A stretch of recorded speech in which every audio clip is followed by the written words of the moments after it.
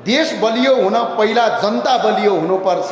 प्रजा भोकै राखेर दरबार टिक्दैन, न्याय बिना शासन बालुवामा बनाएको घर हो। आज ठ्याक्कै यही कुरा लागु हुन्छ। ल हेर्नुहोस्, पृथ्वीनारायण शाह श्रीपाँच बडा महाराज धिराजले भन्नुभएका दिव्य उपदेशहरू हामीले यदि लागू मात्र गर्न सकेको भएको भए सम्भवतः अहिले यो देशमा न मार्क्सवाद चाहिन्छ न लेनिनवाद चाहिन्छ। किनभने समाजवाद कसरी बनाउने भन्ने कुरा उहाँले दिव्य उपदेशमा भन्नुभएको थियो। जस्तो पहिलो एउटा दिव्य उपदेश मेरा लागि होइन भन्नुहुन्छ उहाँ। मेरा लागि होइन, म मरेपछि आउने सन्ततिका लागि हो। यो देश मेरा लागि होइन, म पछि मरेर यो देश मेरा लागि होइन, म पछि आउने सन्ततिका लागि हो। राज्य कमाइने वस्तु होइन, जोगाइराख्ने धरोहर हो भन्नुहुन्छ पहिलो दिव्य उपदेश। आज यो कुरा केपी ओलीले थाहा पाइदिया भए हिजो हेलिकप्टर समातेर भाग्नु पर्थ्यो। कमसेकम यही मात्रै पढेको भइदिया भए। अहिलेको प्रधानमन्त्रीले पनि यो पढ्नुपर्छ। उहाँले जुन गतिविधि गरिराख्नु भएको छ त्यो गतिविधिले राज्य सुरक्षित हुँदैन भन्ने कुरा पहिलो दिव्य उपदेशमा श्री पाँच बडा महाराज धिराजले भन्नुभएको छ। अर्को, नेपाल दुई ठुला ढुङ्गा बीचको तरुल हो, जसले सन्तुलन गुमायो त्यो चकनाचुर हुन्छ। उत्तर र दक्षिणसँग न झुक्नु न ठोक्किनु, बुद्धिले टिक्नु भन्नुभएको छ। आज के हो हाम्रो देश?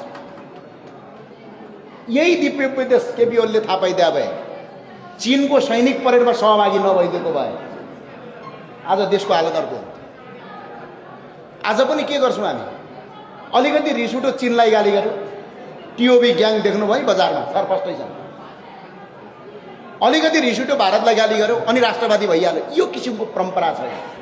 हामीले त यो दुईटै देशसँग सन्तुलन कायम गरेर राजा महेन्द्रले प्राप्त गर्नुभएको थियो। यही दिव्य उपदेशमा सायद टिकेर उहाँले पञ्चशीलताको आधारको परराष्ट्र नीति अवलम्बन गर्नुभएको थियो। त्यो कुरा चाहिँ हामी किन गर्न सक्दैनौँ?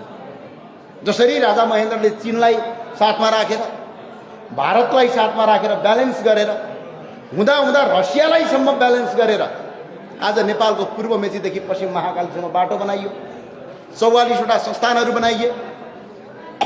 भारतमा नभएका उक्खु कम्पनी फ्याक्ट्रीहरू नेपालमा थियो, बाँसबारी छाला उद्योग थियो।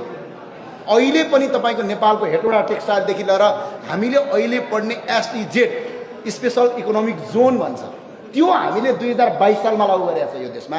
जो कन्सेप्ट अहिले भारतले 2010बाट लागू गर्यो यो कन्सेप्ट।